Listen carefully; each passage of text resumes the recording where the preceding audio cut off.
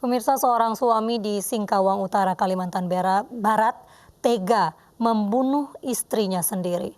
Pelaku membunuh korban karena sakit hati sering dihina korban.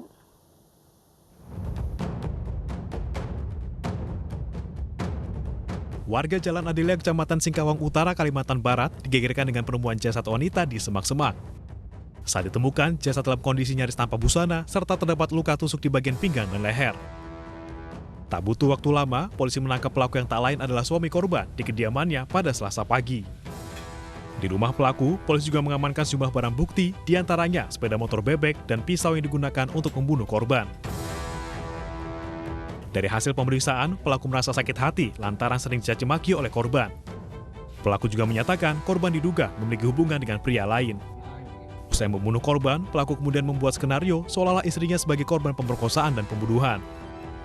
Motif yang bisa kami sampaikan pada rekan-rekan media adalah yang bersangkutan merasa sakit hati kepada almarhumah, kepada istrinya, karena di saat rumah tangga mereka sedang ada masalah, yang almarhumah diduga memiliki pria idaman lain, dan juga almarhumah sering mencaci maki tersangka dengan kata-kata yang kasar, sehingga pada akhirnya tersangka merencanakan untuk menemui korban dengan terlebih dahulu sudah membawa sajam yang disiapkan dan dibawa dari rumah milik keluarganya tersangka. Pelaku dijerat dengan pasal 340 KUHP dengan ancaman hukuman mati atau penjara seumur hidup atau selama-lamanya 20 tahun penjara.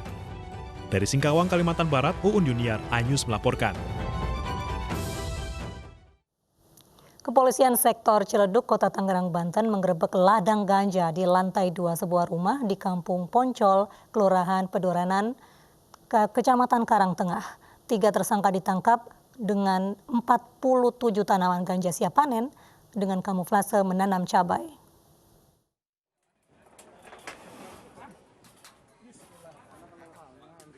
Lantai 2 sebuah rumah di Kampung Poncol, Kelurahan Pedoranan, Kecamatan Karangtengah, Kota Tangerang, Banten dijadikan sebagai ladang ganja.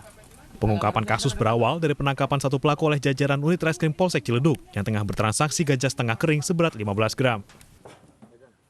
Dari penggerebekan, polisi menyita 47 pot tanaman ganja dengan ketinggian 20 hingga 100 cm serta menangkap 3 pelaku. Modusnya juga menanam bibit ganja itu, tetapi masyarakat di sini tidak mengetahui karena yang bersangkutan ini melakukan penanaman cabai dan ini oleh tersangka juga diberikan kepada warga sekitar, sehingga mungkin masyarakat di sini juga tidak terlalu paham betul dan dipikir lokasi ini merupakan tanaman cabai. Kurang lebih dari bulan Maret. Bulan Maret, ya. Mulai menanam. Yang menanam semua adik saya. Iya, kau tahu bulan Maret itu berarti mulai menanamnya bulan Maret. Itu saya perkiraan dari tumbuh batangnya sampai sekarang. Oh, kok bisa? Polisi masih memburu pelaku berinisial WW yang menjadi otak sekaligus pemasok bahan baku ladang ganja ini. Sementara ketiga pelaku dijerat dengan pasal berlapis Undang-Undang tentang narkotika dengan ancaman hukuman mati. Dari Tangerang, Banten, Sukron, iNews melaporkan. Petugas Sat Narkoba Polrestabes Medan memusnahkan ratusan kilogram paket ganja. Ganja tersebut merupakan sitaan dari sindikat narkoba lintas provinsi.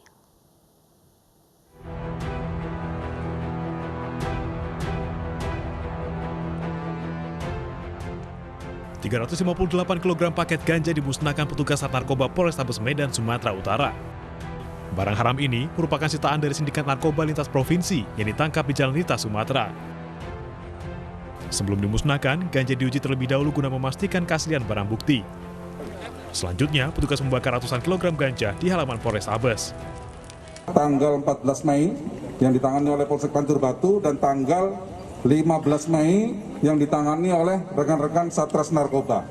Jadi menurut keterangan dari para tersangka di sini ada 3. 2 tersangka yang ditangani oleh Polsek Pancur Batu dan 1 tersangka yang ditangani oleh Polrestabes Sat Narkoba Polrestabes Medan.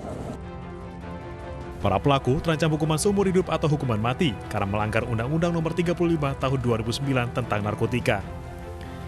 Dari Medan, Sumatera Utara, Adipal Paharahap, iNews melaporkan. Kita ke informasi selanjutnya di mana Komisi Nasional Perlindungan Anak mengeluarkan surat edaran yang berisi seruan penghentian penggunaan istilah anjay. Surat edaran penghentian kata anjay mendapatkan tanggapan beragam dari sejumlah pihak.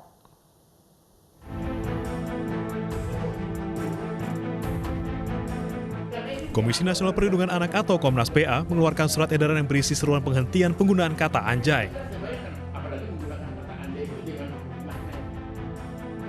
Dalam edaran yang dikeluarkan 29 Agustus lalu, Komnas PA meminta publik menghentikan penggunaan istilah anjay untuk tujuan merendahkan dan melecehkan. Keluarnya surat dari Komnas PA yang merupakan organisasi independen pun memicu polemik. Ini ditempatkan bagaimana kata istilah anjay itu? Lalu bermakna apa? Jadi dua itu kita kaji. Nah ternyata ada sebagian gitu keresahan yang muncul itu, istilah anjay itu digunakan untuk merendahkan martabat di kalangan mereka setelah mereka berkomunikasi dan dapat merugikan dan mengarah pada bully, lalu kemudian menumbuhkan atau menciptakan ujaran kebencian dan bahkan persekusi gitu. Nah, ketika itu bermakna seperti itu, Komnas ambil sikap secara langsung untuk melarang menggunakan itu. Anggota Komisi 3 DPR RI Arsul Sani menilai wacana pidana penggunaan kata anjay sangatlah berlebihan. Menurutnya, hal tersebut justru berpotensi menyebabkan overkriminalisasi. Pidana ini harus menjadi ikhtiar yang terakhir, ya.